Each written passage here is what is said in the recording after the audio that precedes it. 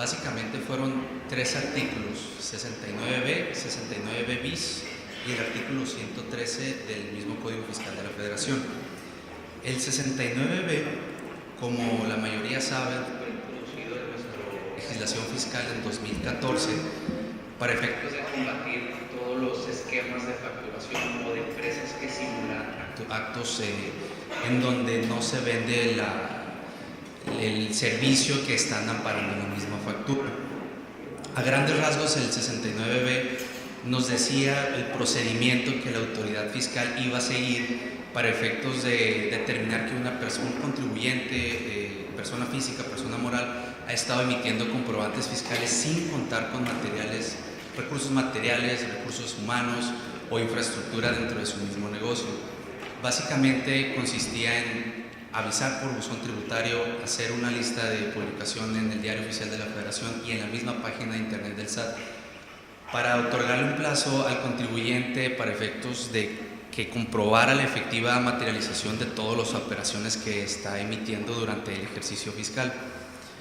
Si bien es cierto, sí ha contribuido a que ciertos contribuyentes que no lograron desvirtuar esas simulaciones, ha quedado un poco todavía flojo el tema de combatir por completo la venta ilegal de facturas. Entonces, con el ámbito de reforzar este artículo, el año pasado hubo una reforma en la que se introdujo un nuevo plazo de 5 días para que el contribuyente pudiera otorgar más pruebas para efectos de comprobar la efectiva materialización de las facturas que han estado emitiendo. Al mismo tiempo, otorga el SAT una posibilidad de requerir por segunda ocasión más pruebas para que el mismo contribuyente ofrezca algunos otros medios de prueba, porque pues sabemos que en la práctica esas pruebas pueden ser muy subjetivas. Entonces, con un simple primer requerimiento a veces no era suficiente. Entonces, con esta nueva reforma, el artículo dota a la autoridad para que pueda requerir hasta en una segunda ocasión mayores pruebas antes de poner en definitiva al contribuyente en el listado y para efectos de declararlo un F. Al mismo tiempo, la reforma de ese artículo nos señala que el SAT está obligado ahora a publicar de forma trimestral en la misma página de internet y en el Diario Oficial de la Federación para efectos de dar publicidad a aquellos contribuyentes que lograron desvirtuar los actos que se les están imputando de simulación, asimismo de aquellos contribuyentes que lograron tener respuestas positivas en juicios y dejaron sin efectos el supuesto del 69B, ¿no? Entonces, al mismo tiempo señala que si en 50 días la autoridad no te emite tu resolución definitiva, se entiende que es ilegal el inicio de esa facultad y por ende estás fuera del supuesto de establecerle como EFO. A grandes rasgos, esos son el cambio en el 69B, que son plazos de cada 3 meses estar publicándolo y ofrecer más pruebas hasta en segunda ocasión dentro de la misma verificación que haga el SAT. En cuanto al 69B bis, el año pasado en el curso que nos tocó aquí en la firma, estuvimos platicando de esta iniciativa de reforma que se encontraba en la Cámara de Diputados y que había sido enviada al Senado para su aprobación.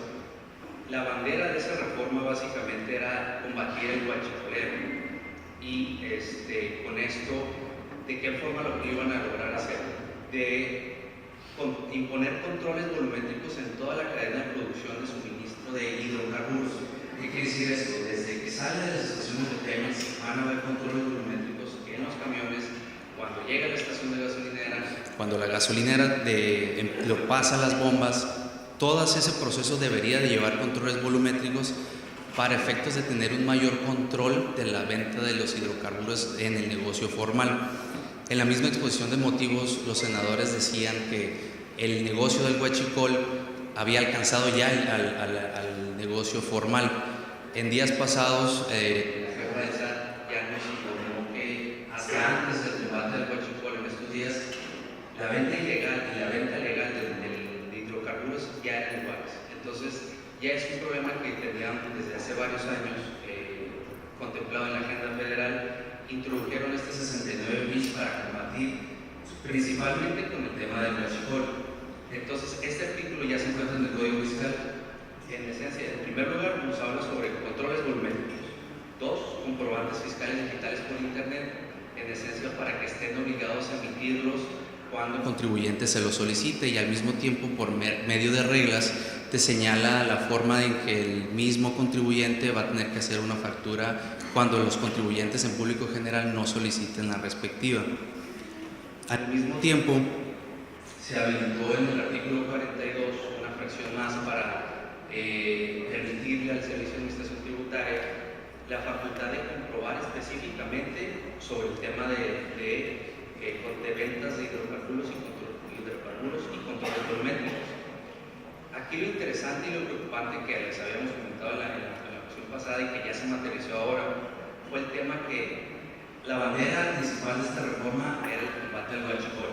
Sin embargo, se fueron hasta la cocina con la intención de combatir la deducibilidad de pérdidas inexistentes. ¿Qué quiere decir esto? Que aparte de controlarte los controles volumétricos por la venta de hidrocarburos, también la autoridad tiene facultades de determinarte si tu pérdida fiscal de ejercicios anteriores no está inflada. Y con esto, ¿cómo se va a materializar este tema? Básicamente, cuando la autoridad te revisa, nada más te puede revisar por un ejercicio determinado, probablemente es un año.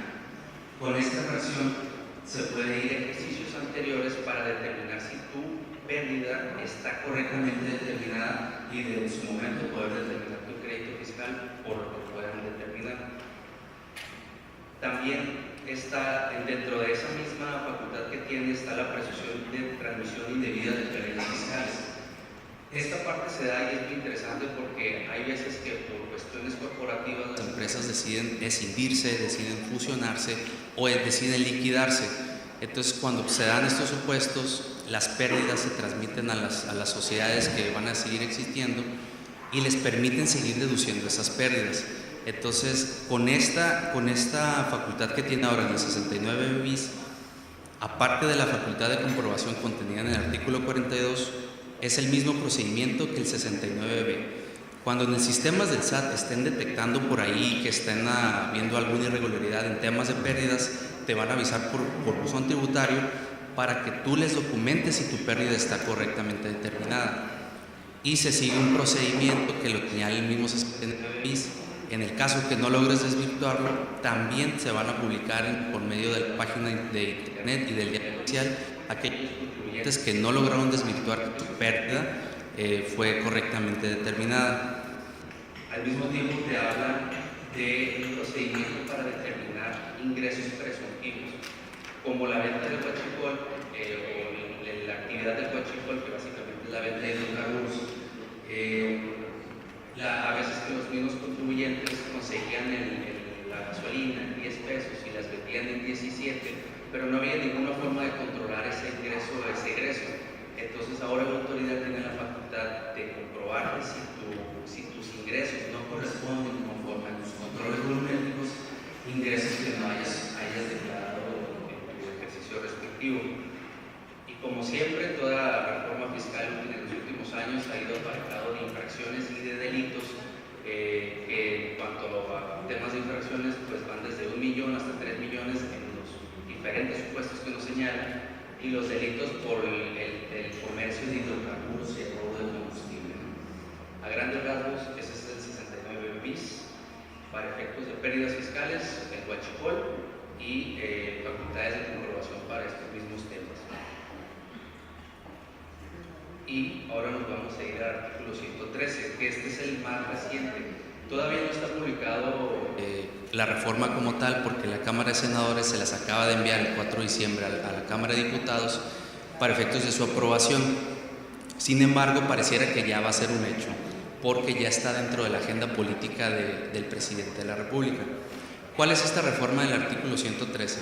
En el mismo 2014, cuando se introdujo el 69b en el Código Fiscal de la Federación, se estableció el delito para aquellos que compren, adquieran y enajenen facturas que tengan derivados de operaciones que son simuladas. Entonces, la penalidad de este delito era de 6 meses a 3 años, lo cual no era considerado un delito grave. La propuesta que se hace para reformar el artículo 113 es establecer una penalidad mayor y al mismo tiempo introducir un 113 bis. ¿Cuál es la diferencia entre los dos artículos? El primero es sancionar al comprador de la factura. En la exposición de motivos, la Cámara de Diputados señala que no es lo mismo el que compra y no es lo mismo que el que enajena. Determinan que causa mayor perjuicio al fisco el que enajena el comprobante fiscal y que no es recomendable que todos los que se ven involucrados en la cadena de la compra y venta de facturas sean sancionados de la misma forma. Por lo tanto, hacen una distinción muy clara sobre el que compra la factura tenga una penalidad mayor y en el 113 bis, el que vende la factura tenga una penalidad mayor. ¿Qué se obtiene con este aumento de la penalidad? La penalidad sería de 2 a 9 años de prisión para aquellos que enajenen facturas. Si hacemos esto, el artículo 150 del Código Nacional de Procedimientos Penales nos señala los casos en que el Ministerio Público podría solicitar la detención de forma oficiosa, y es cuando la medida aritmética de la penalidad del delito supere los 5 años, la va a poder solicitar de manera oficiosa. Entonces, si nos sumamos 2 años, que es la mínima, y 9, que es la máxima, nos da un total de 11. Si lo dividimos, es un mínimo de 5.5. Entonces ya es considerado como un delito que amerita prisión preventiva durante el juicio. Y al mismo tiempo, como el delito, la penalidad menor, que es de 2 años, el artículo 70 del Código Penal Federal que señala que cuando un delito es menor de 2 años, la penalidad pudiera sustituirse a la pena corporal por una multa. Entonces, con esta reforma nos deja fuera el tema de sustituir la pena por una infracción y al mismo tiempo darle al Ministerio Público la facultad de solicitar la detención oficiosa durante que dure el procedimiento. Este tema muy seguramente lo vieron en los medios de comunicación, que no era una forma de combatir el comercio de comprobantes falsos. ¿Por qué razón? Hay teorías a nivel internacional que nos señalan que no existe una relación directa entre el aumento de penalidad de un delito con la falta de comisión del mismo. Entre esos tenemos la teoría de la elección racional. Básicamente la teoría de la elección racional nos señala que el que comete un delito, antes de cometer el delito, tiene un proceso cognitivo que determina si comete el delito o no. Entonces, la teoría penal nos señala de la mínima intervención del Estado para sancionar a un contribuyente, bueno, un ciudadano, en este caso un contribuyente. Entonces, extender una infracción fiscal al grado de materializarlo de forma penal es un retroceso gravísimo a los derechos humanos y a cualquier sistema judicial en cualquier país, porque lejos de incentivar o desinhibir la comisión del delito, pareciera que no hay una relación lógica entre la comisión del delito, la persona que está en la cárcel y el coste que le tiene al Estado mantener a esa persona que está en prisión. No se ve comprobado en ciertos países la disminución de delitos. Tal es el caso de China. China todavía tiene la pena de muerte para la comisión de delitos y aún así es de los países con mayor índice de homicidio. Entonces, estas teorías nos señalan que agravar la pena de prisión en los delitos no quiere decir que va a disminuirse su comisión. Sin embargo, su difusión y el conocimiento por la mayoría de los ciudadanos, el hecho de que sea considerado un delito grave, que posteriormente también se está cocinando por ahí la idea de agravarlo para que sea considerado como delincuencia organizada, pues, ¿qué es lo que quiere decir? Nos está traduciendo que el SAT, lejos de tener una buena fe hacia el contribuyente, nos está volviendo un sistema opresor. Si no cumples, vas a tener también una sanción, aparte del tema fiscal, un tema penal. Lo cual en el sistema europeo, el sistema fiscal tributario siempre está orillado a la reparación del daño. Si te descubren o te logran obtener pruebas que defraudaste a la hacienda, se enfocan más que nada en la reparación del daño y no tanto en la pena corporal, que es lo que está pasando en México. Están queriendo aumentar los delitos para que la gente se asuste y con ello evitar que se sigan cometiendo los delitos.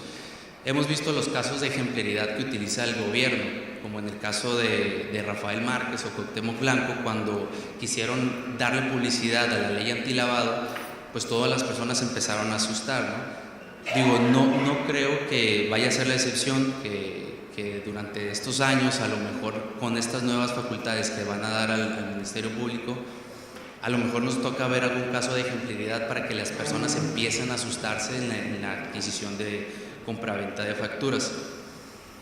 Y lo triste de esta reforma es que si tenemos en cuenta que 68 millones de mexicanos están en el registro público del Registro Federal de Contribuyentes, y van a ser juzgados por menos de 15,000 contribuyentes que han sido considerados como personas que han estado emitiendo comprobantes fiscales, nos damos cuenta que por esos 15,000 vamos a estar pagando la mayoría de 68, el grosor de todo el Registro Federal de Contribuyentes, porque pueden darse muchos supuestos en el que se pueden catalogar a una persona como en el 69.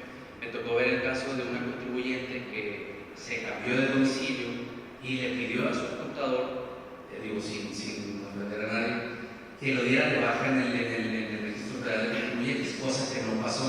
La persona se fue a vivir a Guadalajara. Cuando regresa se da cuenta que ella ya fue enlistada en el 69 porque le hicieron una orden de verificación y no se encontraba, ¿no? Entonces todos los comprobantes que ella había emitido de forma correcta las estaban accesando con todos los contribuyentes que tuvieron operaciones con esa persona.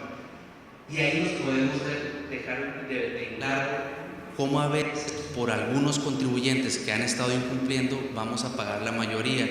Por eso no es la forma correcta el hecho de agravar la pena en este caso del delito.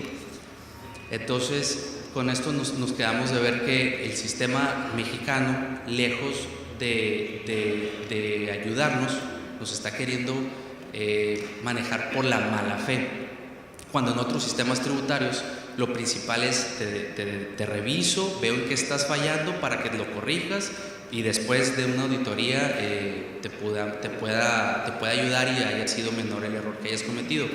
Caso contrario en México, te revisa y casi te dice, te apé, ¿no? Hiciste algo mal aquí, no hay forma, te tienes que corregir, multas, actualizaciones y recargos, y si no, pues vamos a otra cosa que también es importante aclarar, por ahí en algunos medios de difusión empezaron a circular que el delito de compra y ventas de facturas iba a ser considerado grave en la Constitución, en su artículo 19.